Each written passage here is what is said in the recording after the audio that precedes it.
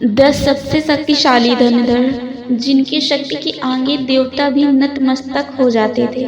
पौराणिक काल में धनुर्धर तो बहुत हुए थे, लेकिन एक ऐसा भी धनुर्धर था जिसे देखकर खुद भगवान श्री कृष्ण भी भयभीत हो गए थे। एक ऐसा भी धनुर्धर था जिसके इंद्र और राम लक्ष्मण को भी हरा दिया था।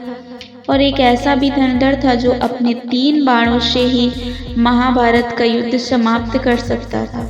एक ऐसा भी धनुर्धर था जो अपने बाणों से समुद्र को भी सुखा देता था। और एक ऐसा भी धनुर्धर था जो क्षण भर में पूरी सृष्टि का विनाश कर सकता था। सबके पास थे एक से बढ़कर एक दिव्य अस्त्र। सभी के सभी बड़े ही पराक्रमी, तेजस्वी और बलवान थे। लेकिन सर्वश्रेष्ठ तो सर्वश्रेष्ठ ही होता है। कौन थे सर्वश्रेष्ठ धनुर्धर? क्या अर्जुन सर्वश्रेष्ठ थे नहीं? क्या कर्ण सर्वश्रेष्ठ थे नहीं? क्या केवल कृष्णा या राम? आप जितना भी सोच लो अंदाजा नहीं लगा पाएंगे कि कौन थे पौराणिक काल के सर्वश्रेष्ठ धनुर्धर। उसके जैसा धनुर्धर आज तक ना ही कभी हुआ है और ना ही कभी होगा। तो चलिए जानते हैं कि प्राचीन भारत के 10 सबसे शक्तिशाली धनुर्धर कौन थे। तो पहले सबसे कम शक्तिशाली योद्धा से शुरू कर देंगे, इसके बाद सबसे शक्तिशाली धनुर्धर के बारे में जानेंगे। तो नंबर 10 पर हैं द्रोणाचार्य। उन्होंने अपनी शिक्षा अपने पिता ऋषि भारद्वाज, ऋषि अग्निवेश और भगवान विष्णु से धनुर्विद्या प्राप्त की। और जब महेंद्र पर्वत पर भगवान परशुराम अपना सब कुछ ब्राह्मणों को दान कर रहे थे, तब द्रोणाचार्य उनके पास पहुंचते हैं और उनसे संपूर्ण दिव्य शास्त्रों का ज्ञान प्राप्त करते हैं।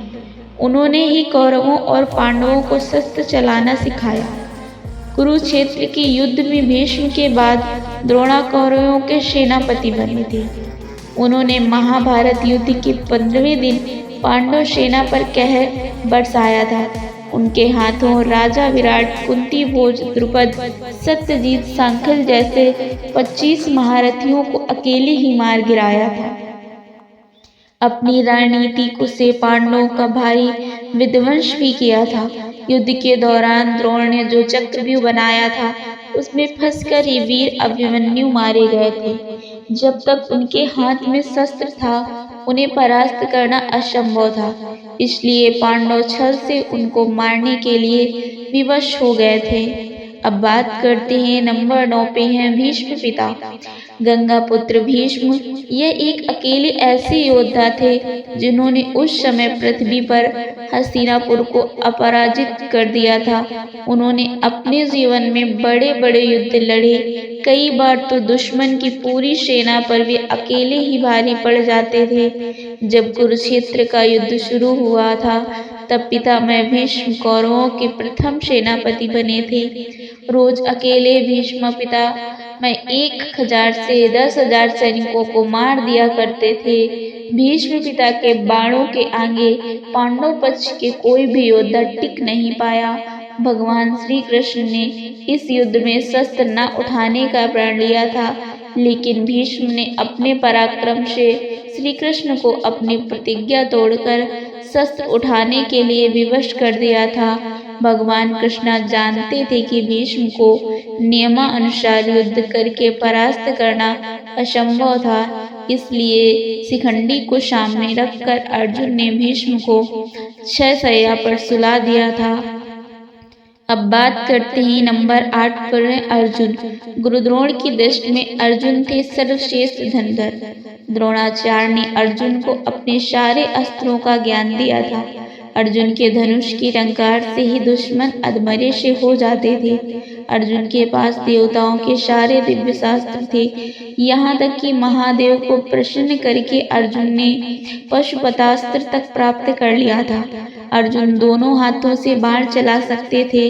द्रौपदी स्वयंवर में कर्ण को छोड़कर सभी धनुर्धर जहाँ विफल हो गए थे, वहाँ अर्जुन ने बहुत ही आसानी से लक्ष्य को भेद दिया था।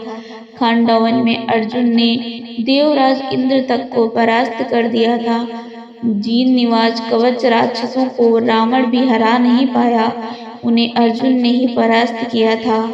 अब बात करते हैं नंबर 7 पे आते हैं एकलव्य। एकलव्य महाभारत काल के एक श्रेष्ठ धनुर्धर थे।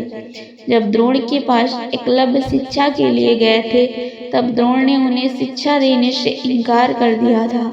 इसके बाद द्रोण को गुरु मानकर वन में धनुष विद्या का अभ्यास करना शुरू कर दिया था। जब कौरवों और पांडवों में से किसी को भी शब्दवेदी बाण चलाना नहीं आता था, तब एकलव्य अपने अभ्यास से ही शब्दवेदी बाण चलाना सीख गए थे। उनकी धनुर्विद्या को देखकर अर्जुन को भी लगने लगा था कि एकलव्य ही सर्वश्रेष्ठ धनुर्धर थे। लेकिन एक समय गुरु दक्षिणा के नाम पर द्रोणाचार्य ने एकलव्य का अंगूठा कटवा दिया था। इसके बाद अंगूठे के बिना एकलव्य बाण चलाना सीख गए थे। दोस्तों, मॉडर्न आर्चरी में अंगूठे के बिना ही बाकी उंगलियों से बाण चलाया जाता है। इसका आविष्कार सबसे पहले एकलव्य ने ही किया था। एकलव्य इतने बड़े शक्तिशाली थे कि भगवान श्री कृष्ण को एकलव्य का वध करना पड़ा था। एकलव्य के बारे में भगवान श्री कृष्ण ने कहा था कि अगर एकलव्य का अंगूठा न कटा होता तो एकलव्य दूसरा परशुराम बनकर जंगल में घूमता रहता। तब दानव, राक्षस, नाग देवता कोई भी उसको परास्त नहीं कर पाता, ना ही कोई मनुष्य तो उसके सामने खड़ा भी नहीं हो पाता। भगवान श्री कृष्ण ने जिस धनुर्धर की तुलना भगवान परशुराम से किया हो, वो कितने शक्तिशाली थे वो आप सोच ही सकते हैं। अब बात करते हैं नंबर 6 पे आते हैं बर्बरीक। भीम के पौत्र बर्बरीक के समक्ष जब अर्जुन तथा भगवान श्री कृष्ण उसकी वीरता का चमत्कार देखने के लिए उपस्थित हुए, तब बर्बरीक ने अपनी वीरता का छोटा सा नमूना मात्र ही दिखाया। कृष्ण ने कहा कि यह जो वृक्ष है, इसके सारे पत्तों को एक ही तीर से भेद दो तो मैं मान जाऊंगा। बर्बरीक ने आज्ञा लेकर तीर को वृक्ष की ओर छोड़ दिया। तब तीर एक एक कर सारे पत्तों को छेदता रहा। उसी दौरान एक पत्ता टूटकर नीचे गिर पड़ा। कृष्ण ने उस पत्ते को यह सोचकर पैर रखकर उसे छुपा लिया था कि यह छेद होने से बच जाएगा, लेकिन सभी पत्तों को छेदता हुआ वह तीर कृष्ण के पैरों के पास आकर रुक गया।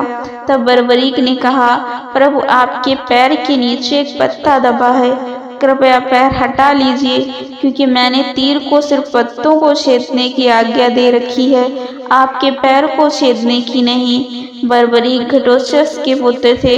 उनके पास ऐसे 3 बाण थे जिसके सहारे वो पल भर में कुरुक्षेत्र के युद्ध को खत्म कर सकते थे, दोनों सेनाओं को समाप्त कर सकते थे। बर्बरीक के 3 बाणों के बारे में जानकर खुद भगवान श्री कृष्ण भी चिंतित हो गए थे, जिसके कारण उन्होंने दान में बर्बरीक का शीश मांग लिया था। इसके बाद से खाटू श्याम के नाम से इस धरती पर बर्बरीक की पूजा होती है। अब बात करते हैं नंबर 5 पे आते हैं मेघनाद। रावण के पुत्र मेघनाद महावीर थे। उसने ब्रह्मा, विष्णु और महेश को अपनी तपस्या से प्रसन्न कर रखा, बंदर प्राप्त किए। उसने अपने पराक्रम से उसने देवताओं को परास्त करके देवराज इंद्र को बंदी बना लिया था, जिसके चलते उसका नाम इंद्रजीत पड़ा था। उसके पास ब्रह्मास्त्र, वैष्णवास्त्र और पशुपतास्त्र तीनों अस्त्रों का ज्ञान था। लक्ष्मण जी के साथ युद्ध के दौरान उसने लक्ष्मण जी पर ब्रह्मास्त्र और पशुपतास्त्र चलाया था। उसे लक्ष्मण जी ने शांत कर दिया था, लेकिन युद्ध के दौरान एक समय उसने अपना नागपाश अस्त्र चला दिया था, जिसे लक्ष्मण जी और राम जी दोनों बंदी बन गए थे। उसने उसी युद्ध में लक्ष्मण जी को मूर्छित कर दिया था। मेघनाद ही रामायण काल की एकमात्र योद्धा है जिसे अति महारथी भी कहा गया है। अब बात करते हैं नंबर 4 पे आते हैं कर्ण। तो आपको बता दी, सूर्यपुत्र कर्ण महाभारत काल के एक ऐसे योद्धा हैं जिनके पास ऐसे दिव्य कवच और कुंडल थे जिसे किसी भी अस्त्र से भेदा नहीं जा सकता था। इसलिए युद्ध से पहले देवराज इंद्र ने छल से कर्ण का कवच और कुंडल छीन लिया था, लेकिन कवच कुंडल के बिना भी कर्ण महाशक्तिशाली थे। अंतिम युद्ध में जब कर्ण और अर्जुन का आमना सामना हुआ था, तब कर्ण ने 11 बार अर्जुन के गांडीव धनुष की प्रचंचा को काट दिया था। अर्जुन के ब्रह्मास्त्र को अर्जुन ने साधारण बाणों से ही काट दिया था। कर्ण ने इस युद्ध के दौरान कर्ण ने अपने सर्पमुख बाण से अर्जुन को लगभग मार ही डाला था। अगर भगवान श्री कृष्ण तब अर्जुन की रक्षा न करते तो अर्जुन कर्ण के हाथों जरूर मारे जाते। तब तक कर्ण के हाथ में शस्त्र था, तब तक कर्ण को किसी तरह परास्त नहीं किया जा सकता था। इसलिए जब कर्ण निशस्त्र थे तब अर्जुन को छल से कर्ण का वध करना पड़ा था। अब नंबर 3 पे आते हैं लक्ष्मण जी। शेषनाग के अवतार लक्ष्मण जी महापराक्रमी थे। उन्होंने अपने जीवन काल में कई असुरों को मार गिराया था। श्री राम के साथ 14 वर्ष तक दंडकारण्य वन में मारीच, सुबाहु, ताड़का जैसे कई बड़े बड़े राक्षसों को मारने में अपने तीखे बाण चलाकर अपना पराक्रम दिखाया था। उनके बाण रेखा में ही इतनी शक्ति थी कि रावण भी उसे पार नहीं कर सकता था। शास्त्रों के अनुसार जो एक श्रेष्ठ धनुर्धर थे, रावण के महाबलशाली पुत्र इंद्र को परास्त करने वाले इंद्रजीत का वध लक्ष्मण जी ने ही किया था। रावण के शक्तिशाली पुत्र अतिकाय का वध भी लक्ष्मण जी ने ही किया था। युद्ध के दौरान एक बार लक्ष्मण जी ने रावण को भी मूर्छित कर दिया था। अब नंबर 2 पे आते हैं भगवान श्री राम। तो आपको बता दें, भगवान विष्णु के अवतार मर्यादा पुरुषोत्तम महावीर श्री राम की शक्ति का भी कोई अंत नहीं था। स्वयंवर में जब वो शिव धनुष का प्रत्यंचा चढ़ाने गए थे, तब उनकी शक्ति से शिव धनुष टूट गया था। ऐसा कोई अस्त्र नहीं था जो श्री राम के पास नहीं था। श्री राम ने मात्र अपनी 16 वर्ष की आयु में अपने बालों से मारीच और सुबाहु जैसे मायावी राक्षसों का वध किया था। साथ ही सहस्त्र और राक्षसों को भी उन्होंने अपने बालों से मार गिराया था। जब समुद्र ने लंका जाने के लिए श्री राम को मार्ग नहीं दिया, तब उन्होंने अपने बाणों से ही समुद्र को सुखाने का विचार किया।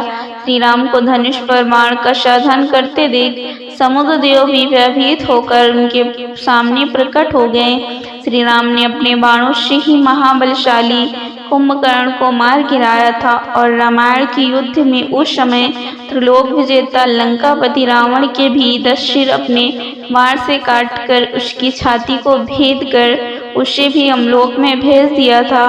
अब बात करते हैं नंबर 1 पे आते हैं देवों के देव महादेव। संपूर्ण धर्म, योग और धन विद्या जैसी विद्याओं की शुरुआत भगवान शंकर से ही होती है, उसका अंत भी उन्हीं पर होता है। सबसे पहले भगवान शंकर ने ही कार्तिकेय को धनुष विद्या का ज्ञान दिया था। उसी के मन पर कार्तिकेय से देव का सेनापति बना था और उन्होंने भी कई असुरों को मार गिराया था। भगवान शंकर ने इस धनुष से त्रिपुरासुर को मारा था। त्रिपुरासुर अर्थात 3 महाशक्तिशाली और ब्रह्मा से अमरता का वरदान प्राप्त असुर थे। शिव जी के उस धनुष की टंकार से ही बादल फट जाते थे और पर्वत हिलने लगते थे। ऐसा लगता था मानो भूकंप आ गया हो। यह धनुष बहुत ही शक्तिशाली था। इसी के एक तीर से त्रिपुरासुर की 3 अवैध नगरियों को ध्वस्त कर दिया गया था। इस धनुष का नाम पिनाक था। संपूर्ण ब्रह्मांड और धनुर्वेद की उत्पत्ति महादेव से ही हुई है। सभी बड़े बड़े महारथी परशुराम जी, विश्वामित्र, भगवान श्री राम और अर्जुन सभी ने शिव की आराधना करके ही इन दिव्य अस्त्रों को पाया था। सभी के जनक वही हैं, वही सृष्टि की शुरुआत है और वही इसका अंत है। उनकी शक्ति अनंत है।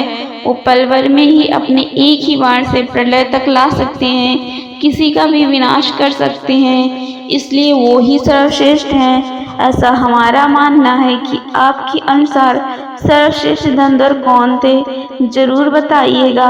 अगर आप भगवान शिव के सच्चे भक्त हैं तो हर हर महादेव जरूर लिखिए। आशा करते हैं कि आपको ये वीडियो अच्छी लगी होगी।